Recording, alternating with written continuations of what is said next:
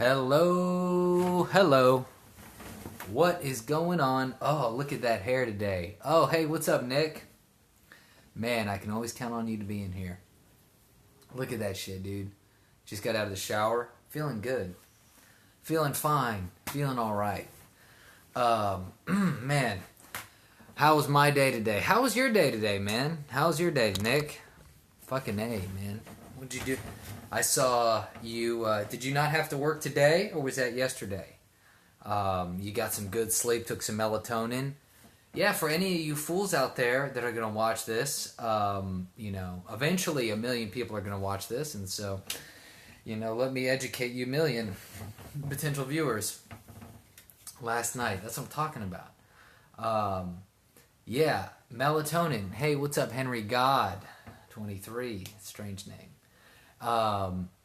So melatonin, dude, if you have trouble sleeping, fuck, dude.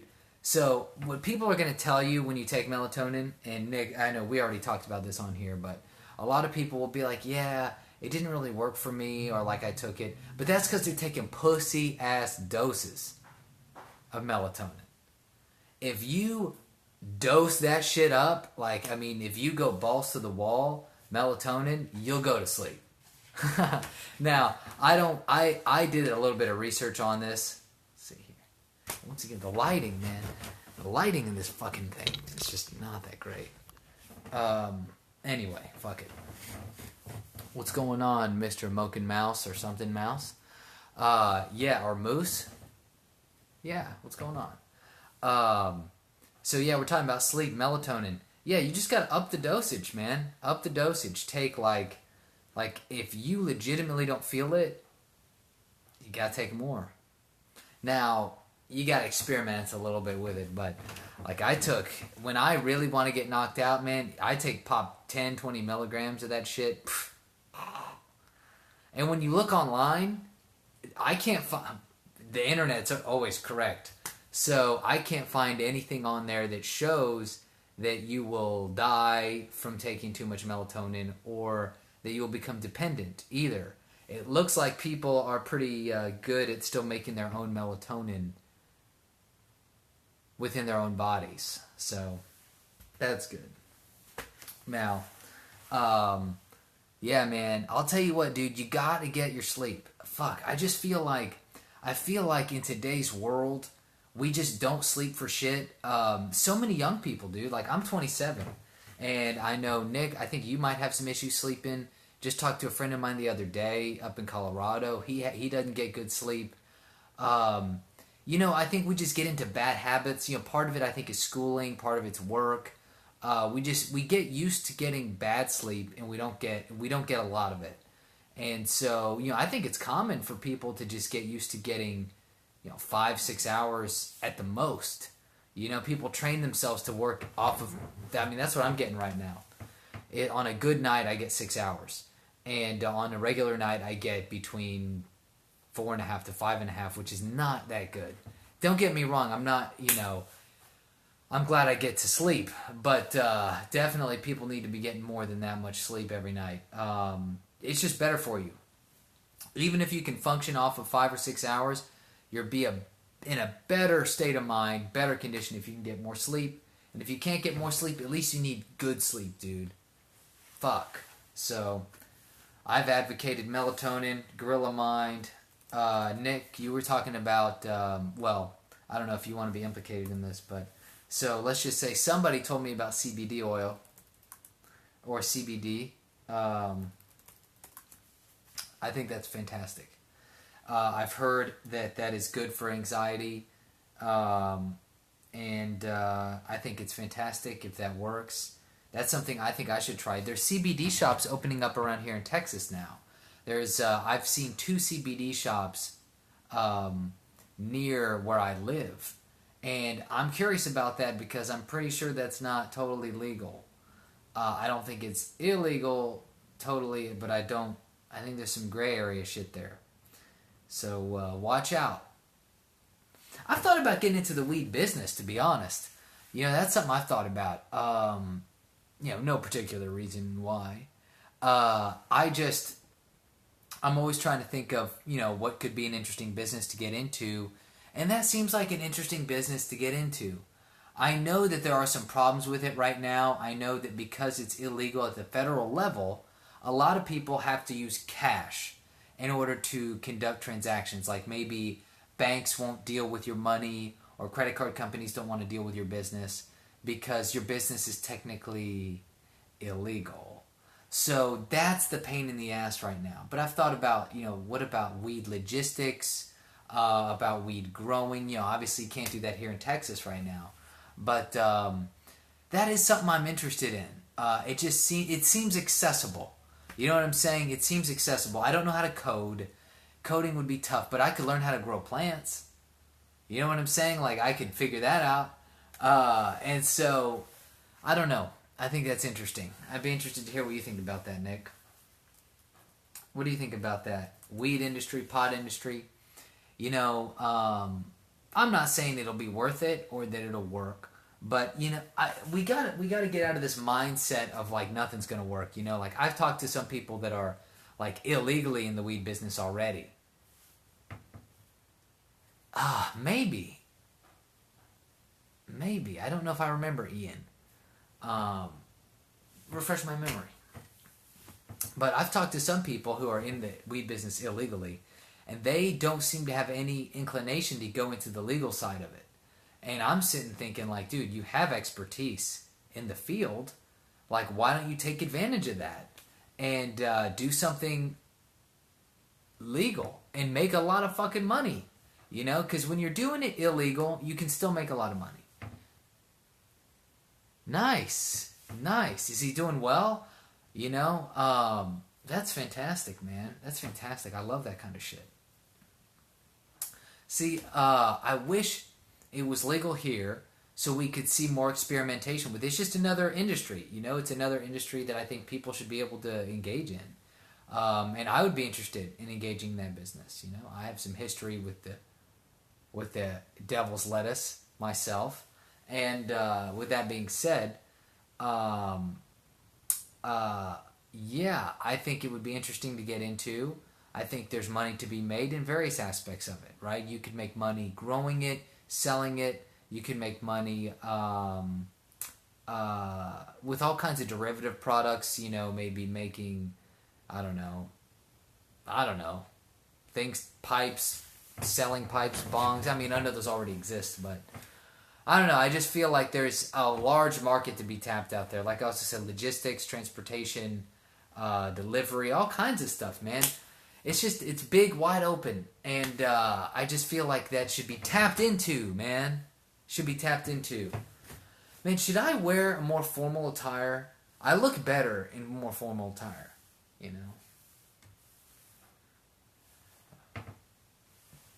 But I feel like I'm in pajamas right now. But I'm not. So, yeah, man. I think it would be a good business to get into. And if it ever opens up, I think I'm going to.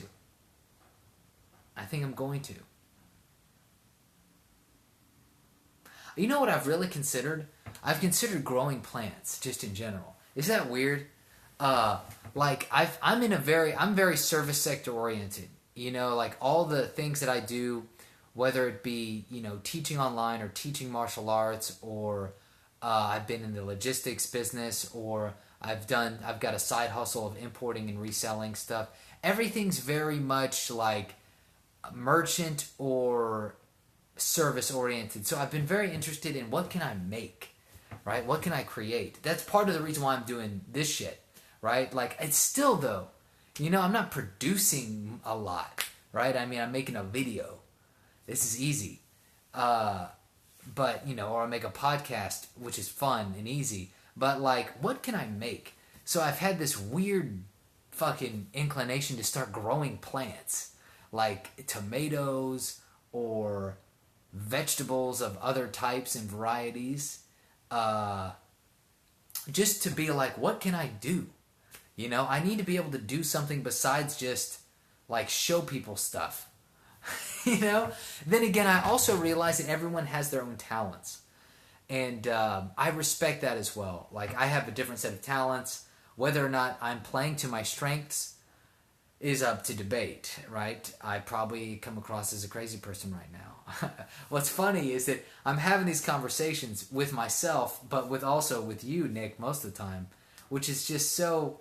It's almost interesting. It's like we could almost just have these conversations just without this whole thing, but it's funny. It's interesting. I like it. So yeah, I've thought about that before. I don't know, Nick. What do you think about that? You ever feel like that? Do you ever feel like you're not making anything? Or is that just me? And I just have this weird thing. I've just always felt like that. Like I'm not a real... when it comes to... Like I'm very information based. That's kind of my thing. Like I like information. And I like doing stuff physically in the real world, right? Like I like doing martial arts. I like dancing. I like doing stuff in the real world. But I'm not building engines. You know, I'm not the guy, like when your car breaks down, don't call me.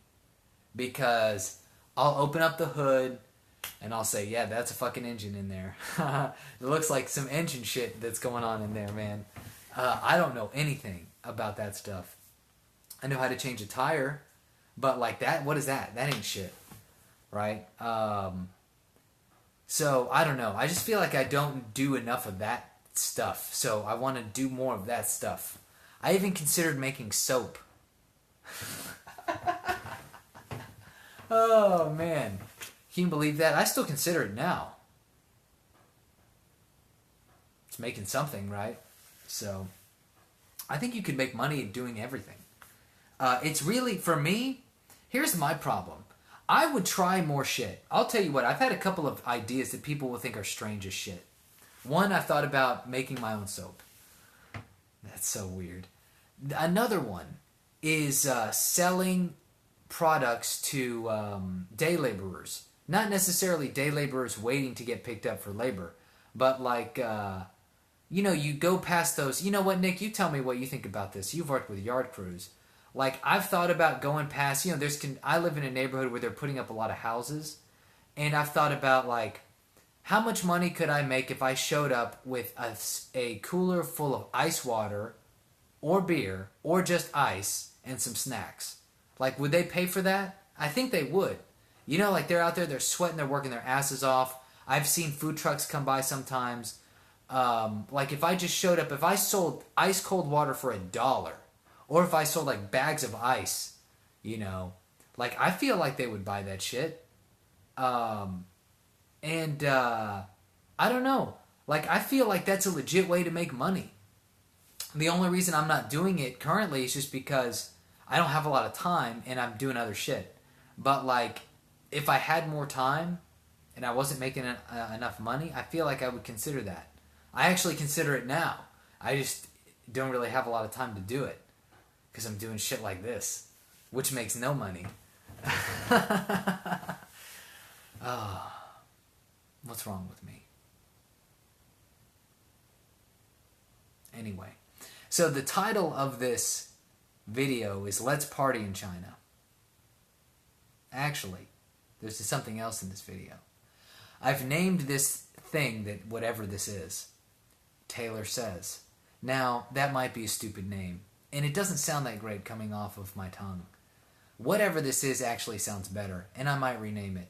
Regardless, it's episode 17. We're keeping track now, bitches. And I'm close to having this go live on other platforms. So I had to get a new computer. And I'm going to figure out how to hook up the computer to my phone. I already have the software. And I will be eventually able to stream this on YouTube, on whatever platforms I want. So I'll have it on YouTube, Periscope, other things live. Hopefully that will be good. Hopefully more people will watch this. Or hopefully not. Maybe I'm just shooting myself in the foot. I keep saying that. Anyway, why did I entitle this thing Let's Party in China? I'll tell you why. It's a little clickbaity. That's why. And also because I'm supposed to go on a trip to Taiwan in September. But I'm starting to have second thoughts. Now, I'm not having second thoughts because of any travel thing. Like, I'm not nervous about traveling. I'm not nervous about flying. I'm actually super excited to be there. But I don't get paid for not working. And that's the crux of this whole thing. I'm starting to think, first off, I got the flight ticket for super cheap, so I'm not really losing any money if I didn't go. But if I go for 2 weeks, that's 2 weeks of no money. And my schedule will be a little bit strange when I come back, right? Because my current customers who I teach online, they will adjust. Maybe my schedule won't be so full when I come back. Maybe I'll have a month of just really bad income. And I've got a little bit of savings, but not a lot. Not a lot.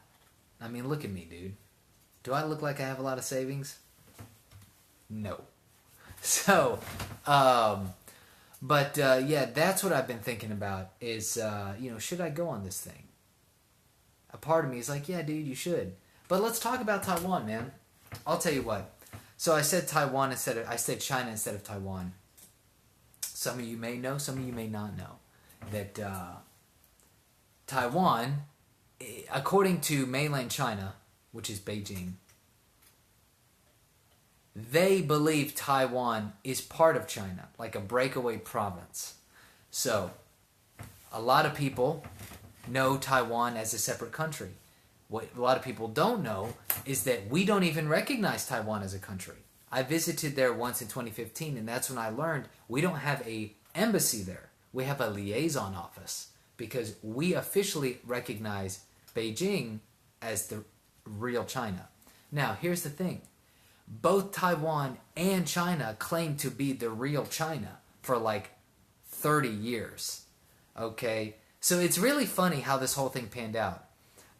We really wanted to do business with China. We really wanted to, at the time, we wanted to be China's friends because China has a lot of potential in the 70s, and because they were having a conflict with the Russians during the Cold War. So we thought it would be a really good idea to swoop in, bring China into the Western world, and help dismantle the Cold War. And so we made a lot of concessions to open up China, and that was one of them, was to eventually recognize Beijing as the real China and not Taiwan. Now, also you got to remember, Taiwan did claim that they owned Beijing.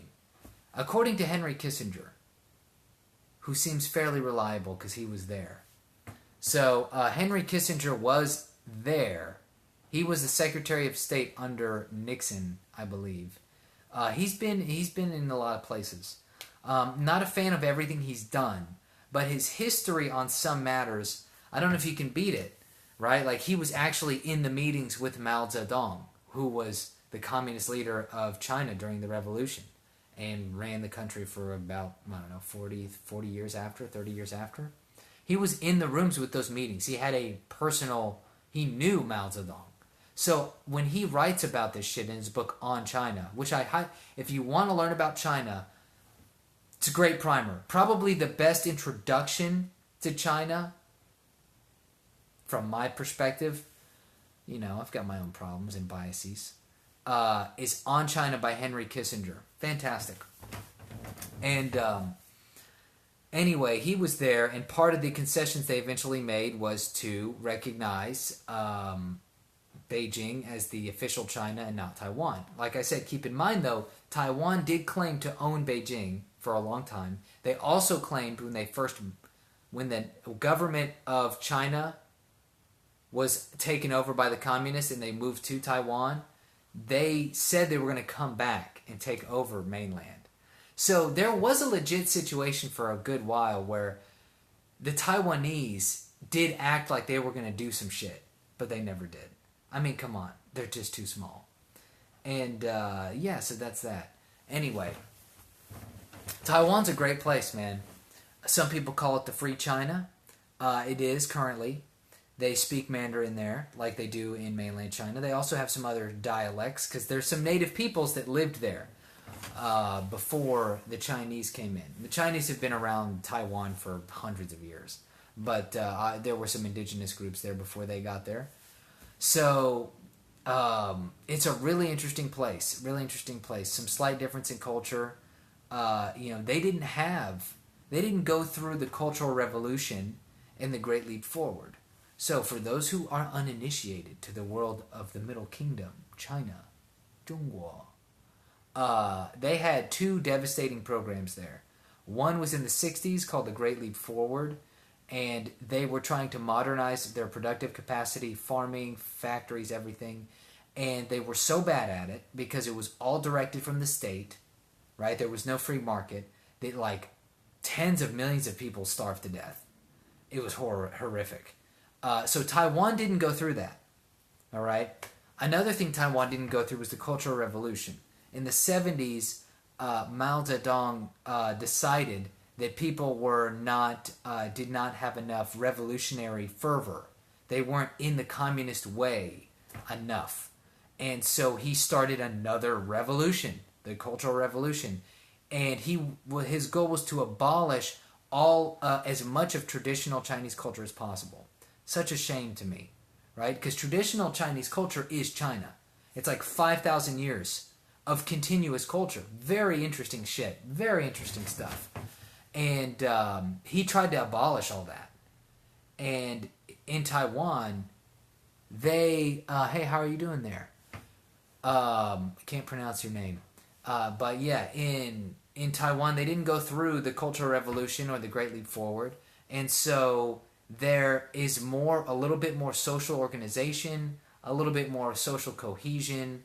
And if you were to go to China, mainland China, and go to Taiwan, some of the biggest differences would be the way they treat you, like their manners. People in mainland were very nice to me. I have no complaints about that. But like just some of the things that you would see, you would not see in Taiwan. For example, it's commonly known in mainland China, like especially where I was at, like there's no lines. Like you know how we line up for shit, like you line up for tickets at a movie, you line up for tickets to get on the bus. It ain't like that over there, dude. It's a fucking free for all, man. Like you just smash into the bus, you know? So the bus comes up and, people do line up, but then it's just like, everyone just starts squeezing in as tight as they can, as fast as they can to get onto the bus. And so you learn that pretty quickly. And also some cultural things are like, people talk shit about the mainland Chinese more than is necessary. When I was there, the kids did this, but I didn't see adults do this.